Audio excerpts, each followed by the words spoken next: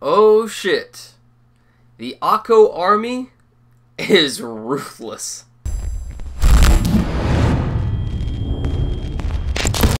What is going on, guys? Welcome back to the channel. It's Professor Anime. Welcome back to yet again another video here on the channel. Welcome back to yet again another Kingdom chapter review. Today we are going to be discussing chapter 524. So without further ado, let's get this started.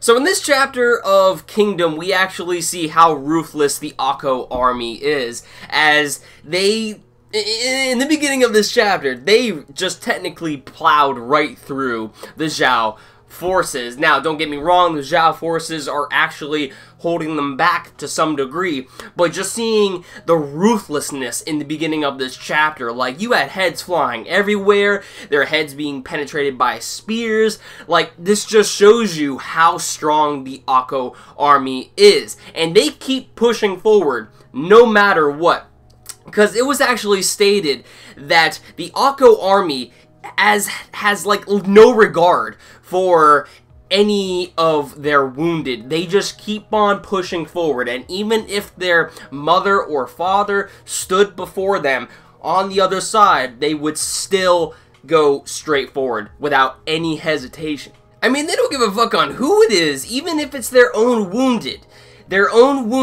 They will still push forward without any hesitation, not looking back onto their wounded at all. They will just keep their eyes forward and keep on pushing through, even if that means that the person in front of them falls down from getting injured and they completely stomp over them. They will keep on pushing forward, even if it's their own mother or father.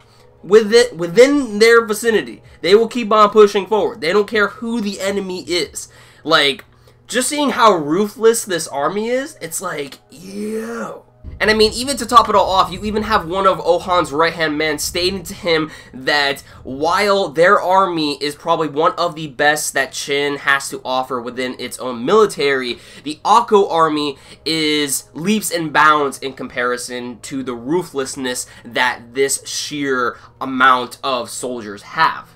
Now, in order to counteract the Ouhon army, the Zhao forces actually send one of their other captains out, which I believe is named Banaji. And basically what he does is he sends out two groups within his own army to, split up and attack the first and second waves of the Ouhon army. He has about 3,000 soldiers going to attack the first army and 7,000 soldiers to distract the second army from aiding the first army in combat. So, to put it in simpler terms, you have 7,000 soldiers end up making a wall in front of the second wave, blockading the second wave from aiding the first wave. And by doing this, Banaji actually makes it to where the Ouhon army are not going to be as effective in their full frontal assault because they don't have everyone aiding them. So what Banaji specifically did here was split them up, which was a very good tactic indeed. So now we have one force on the top, handling the first wave, and then we also have another force handling the second wave at the bottom. Each, battle is taking place in different, in a different sort of position rather than being in the same position. But that is until we actually see Ouhon's group go right down the middle. And, like, what Ouhon did right here is, like, I respect the man, but holy shit, dude. You are one hell of a risk taker, because you are literally about to sandwich yourself in front of, these armies. You have one army on the left, one army on the right. Hey, if something goes wrong, man, you're gonna end up getting plowed in the Ouhon's assault. I mean, just look right here, okay? I know you guys probably can't see this well enough, but I kind of, like, drew out the manga panel just to give a better sort of example. So we have 3,000 attackers right around here handling the first army, right? The first wave of the Ouhon army. The second wave is down here, and we have the 7,000 distractors blockading them up in the front here. And then, of course, we have Ouhon making his way down the middle. Now, like I said, if something goes wrong, these two armies can end up sandwiching Ouhon. So what Ouhon's doing is a big risk. But what I believe at the end of this chapter of Kingdom was shown was that Ouhon was technically intercepting Banaji's pathway, because as I believe he was actually going to aid the 3,000 attackers. So technically, I guess what Ouhon is doing, he is going straight down the middle, and he is going to curve over here to the left side of him. And that is where we actually see the last page of this manga panel play out, to where we see that, you know, his army is now attacking the 3,000 soldiers over here. Now, for what could happen later down the line when it comes to, you know, Ouhon's overall plan, right now, he just wants to try to get Banaji out of the way. He is not listening to Akko's orders. He says, yo, it seems like you guys need help. So, you know what? Fuck Akko's orders, I'm gonna go dive right in. So yeah, definitely when it comes to this overall chapter of Kingdom, it was definitely really enjoyable, very hype, and, you know, just to see, you know, this chapter start off with a bang, like, that's what I fucking love right there of Kingdom. Like, it always starts off with a bang, or at least most of the time, right? Because, I mean, just the amount of sheer ruthlessness and bloodshed that happened in the beginning of this chapter, it was like, holy shit. And then you also have it to where, you know, the Zhao army fights back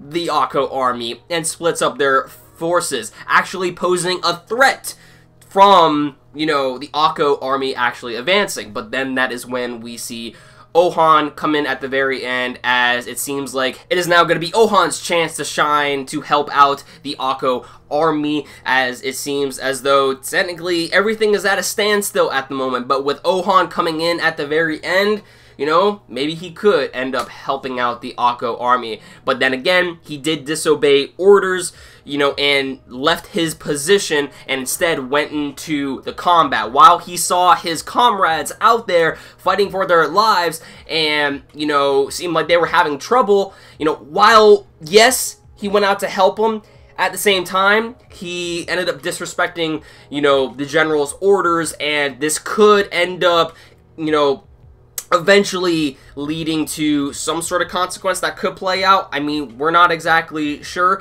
but I mean, Ouhon left his position at the very end of the day, and if anything, he's going to get an earful from General Akko. But will him leaving his position actually pose a threat to what Ouhon is actually planning to do, you know? Because, I mean, he technically left the rear open, so, I mean, who knows? Let me know what you guys thought about this chapter in the comments section down below. What did you think about this chapter of Kingdom? Did you like it? Did you hate it? What did you think was the best part about this chapter? And what do you think is going to happen in the next chapter of Kingdom? Let me know in your thoughts in the comments down below. I am messing up my words. I'm sorry. If you liked the video, be sure to give it a like. And with that said, everyone, thank you all for watching. I'll catch you all in the next one.